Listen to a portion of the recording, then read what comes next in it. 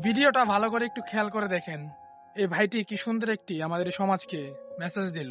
ফ্যামিলির কাছে যাই, মুখে একটা হাসি থাকে, তখন খারাপ লাগাটা না জানলা দিয়ে বাইরে যায়। আচ্ছা, এই যে আপনি একটা ইয়াং মানুষ, যে এই যে একটা জোকারের মতো একটা ড্রেস পরছেন, খারাপ লাগে না? খারাপ লাগার কিছু নাই, দিন শেষে যখন পকেটে টাকা আসে, ফ্যামিলির কাছে যাই, মুখে একটা হাসি থাকে, তখন খারাপ লাগাটা না জানলা দিয়ে বাইরে যায়। ভাইটি কিন্তু কর্ম করে খাচ্ছে এখানে। পকেটে যদি টাকা পয়সা না থাকে, আত্মীয় স্বজন বন্ধু বান্ধব কেউ কিন্তু পাশে থাকবে না। তার এই কথাগুলো শুনে সত্যি মনে অনেক ভালো লাগলো। যেটা পুরুষ মানুষ টাকাবিহীন, একদম শূন্য, তার এই পৃথিবীতে কোনো দামই থাকে না। আর এই কষ্টগুলা পুরুষ মানুষ কেন করে? তার পরিবারের জন্য। পৃথিবীতে অনেক মানুষ আছে যারা বিভিন্ন ধরনের টাকা ইনকাম করে।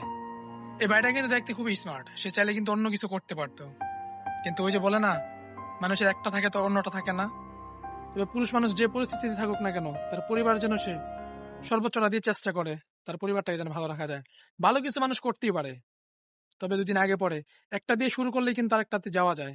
তো এই ভাইটি এই সমাজকে যে মেসেজটা দিছে, যদি সেই মেসেজটা আপনি বুঝে থাকেন, অবশ্যই অপরকে সুযোগ করে দিবেন এই মেসেজটা শেয়ার করে।